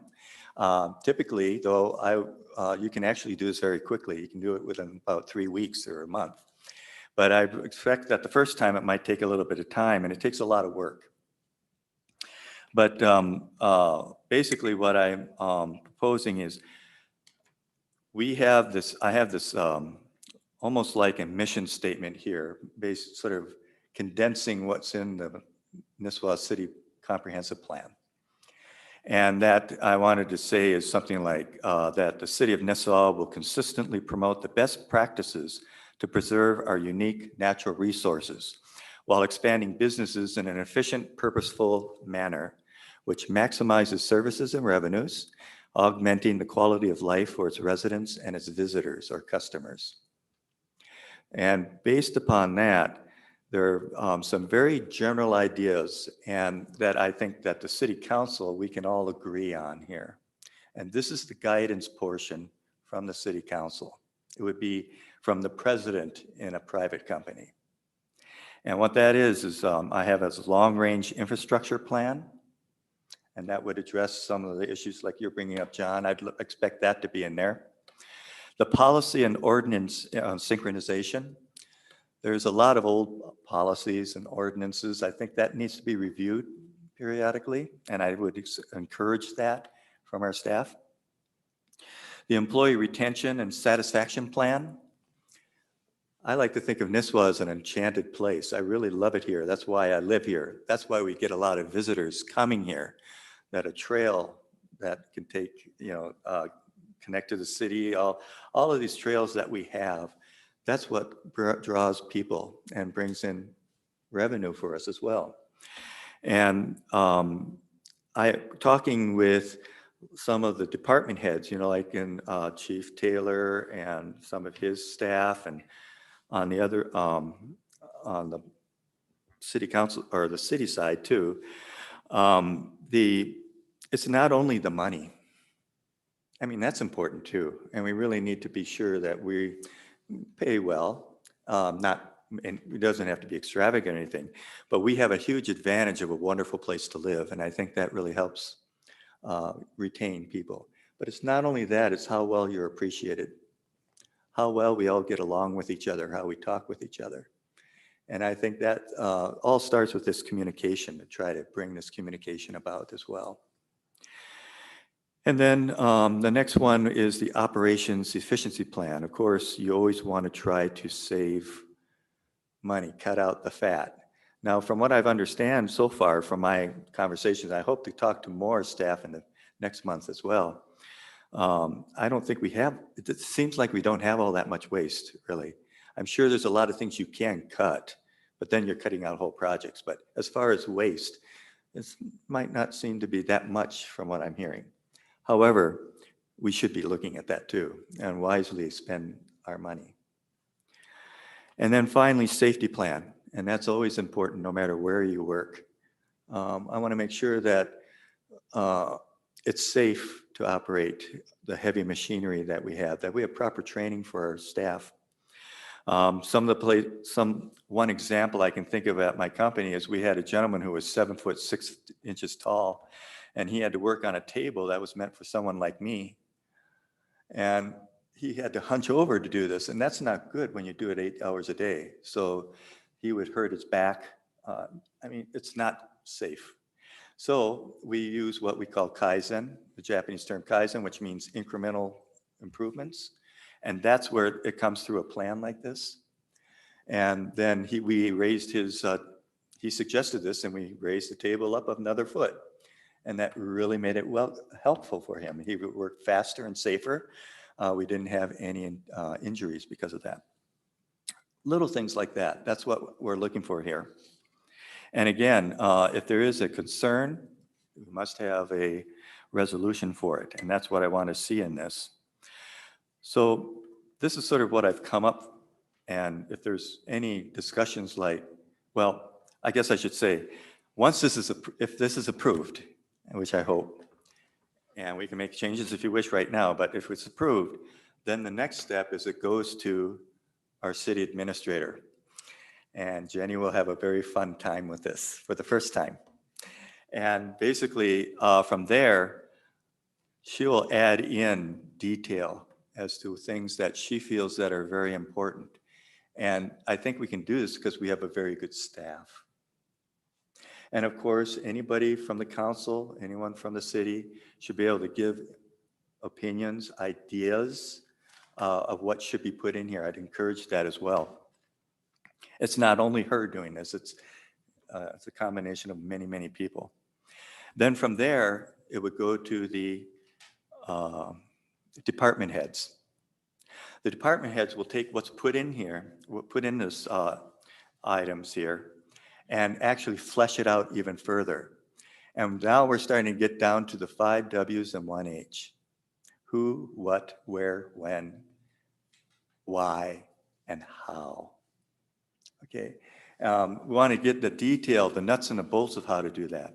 And then this will also go from department heads down to the people, the staff in the trenches.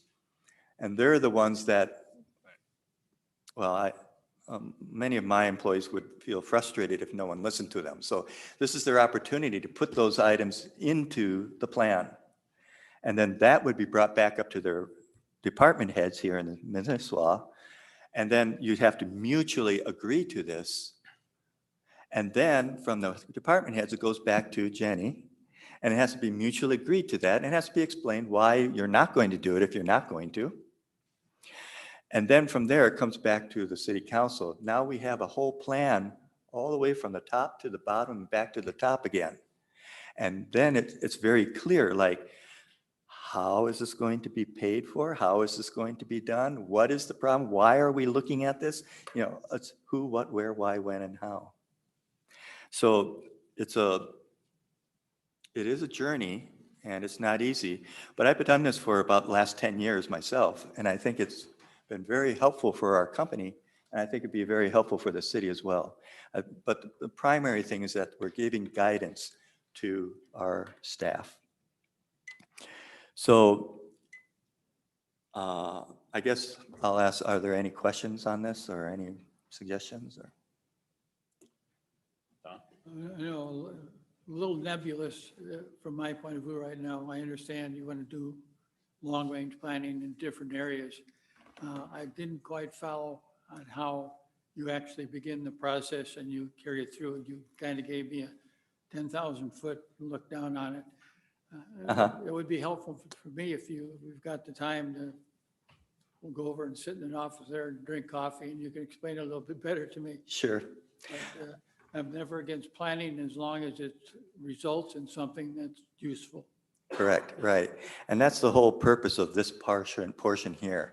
And I'm sure it's not going to be only you, it's going to be a lot of people here and also the staff.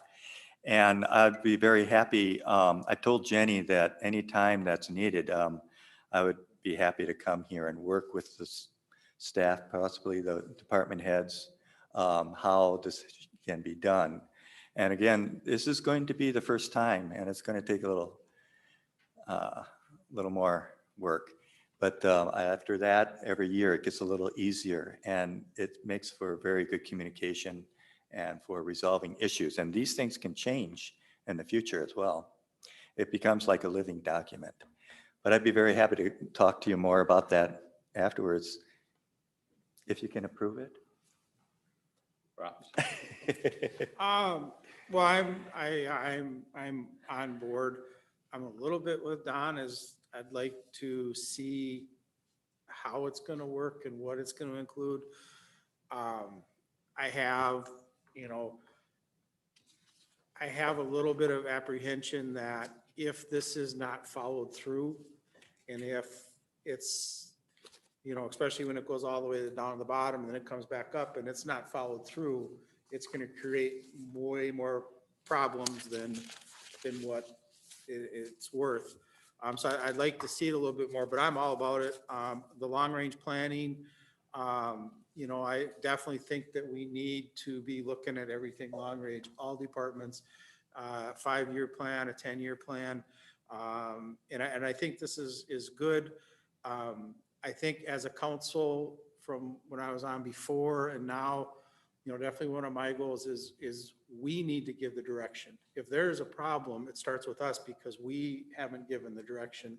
And I like the flow of it, and I like it, but I'd like to see some more of the nuts and bolts of how it's going to work. But I definitely like the direction it's headed. The only thing I would say is, and that's why one of the reasons I want is if we make this commitment, you know, we have to stick to it. We have to, as a council, do our job.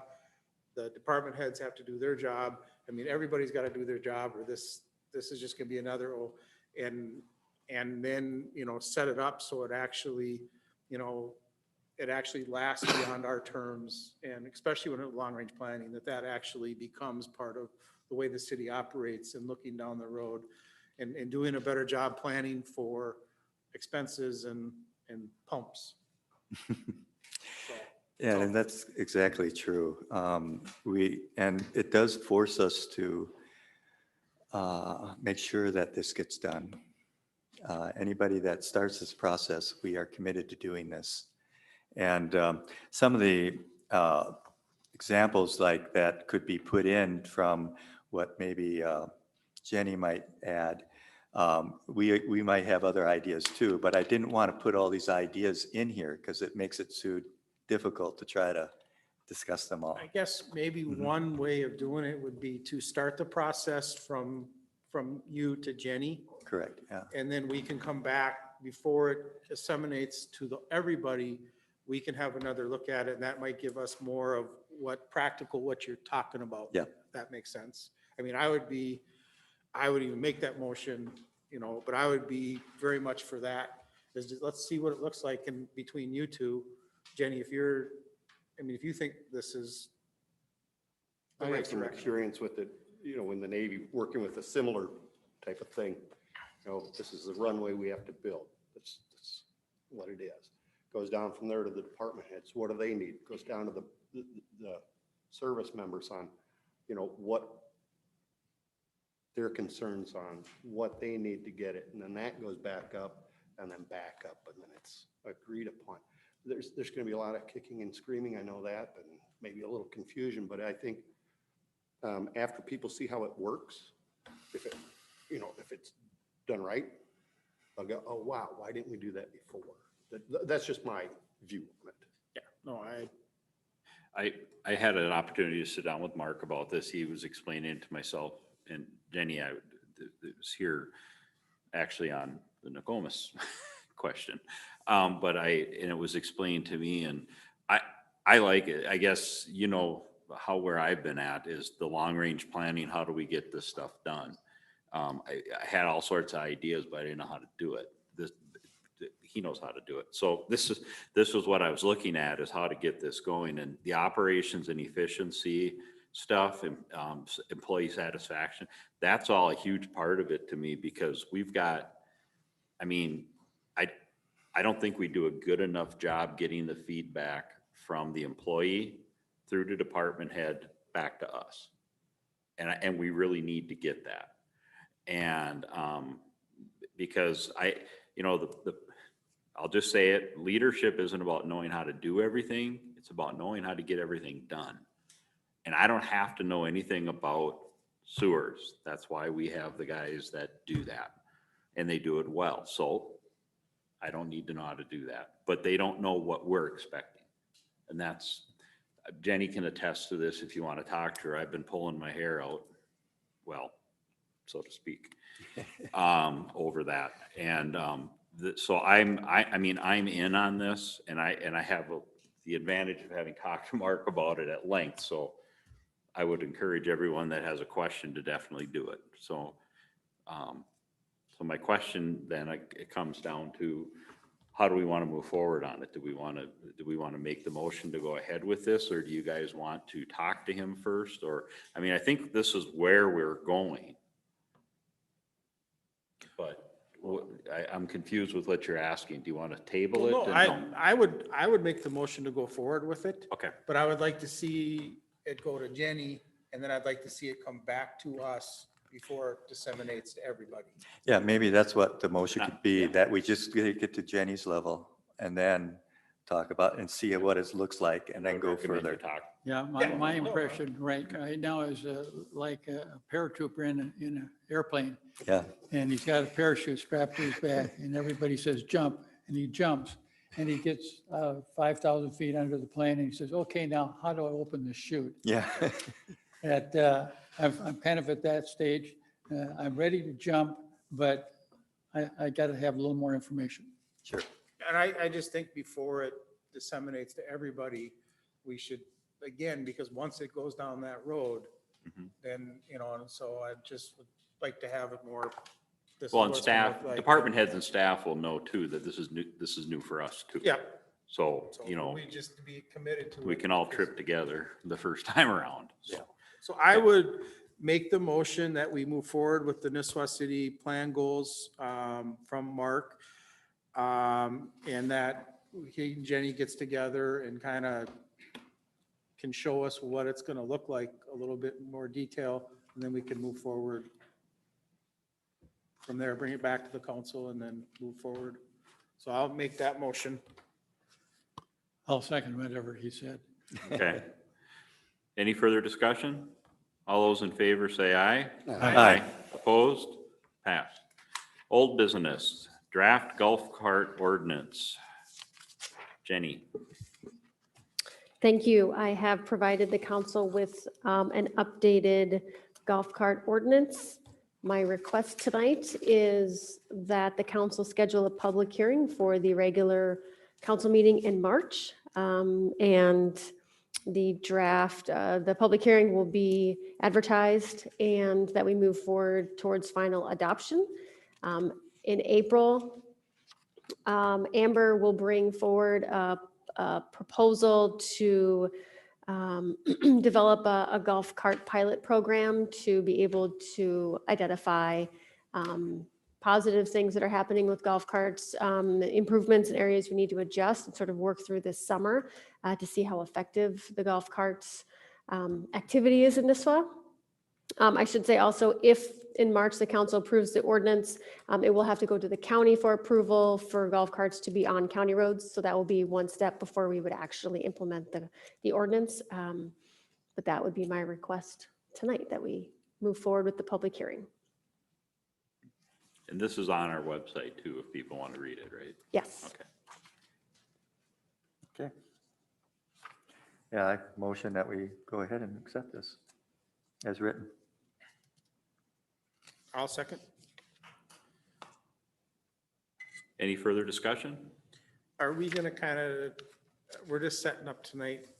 Are we going to get into the kind of the nuts and bolts of this, or is that going to become after the hearing? I guess I would take questions, comments at any time between now and the next meeting. So if you have specific questions, certainly, I mean, you can ask me tonight, or we can discuss before the public hearing, and then the public hearing would be the opportunity for the public to come and ask questions or submit them ahead of time, either way. Okay. I guess, yeah, I mean, if I can wait to just have questions Yeah, with you. that'd be great. Don't need to take up. Any further discussion? Hearing none. All those in favor say aye. Aye. Opposed? Council reports. I have nothing. Mark, Fraley, anything? Nothing. Mark? No. Ross? Don? No. Okay. Well, announcements are on the bottom, planning and zoning. One thing to note here is the parks or the public works meetings are now changed to the last Wednesday of every month at 5 PM here. So if anyone is interested in those or wants to go to them, that it's the last Wednesday of the month, starting probably in March. Or are they going to do February? March. Okay. Very good. Anyone motion to adjourn? I'll make that motion. I'll second. All in favor? Aye. Thank you very much, folks. That did go pretty long, didn't it?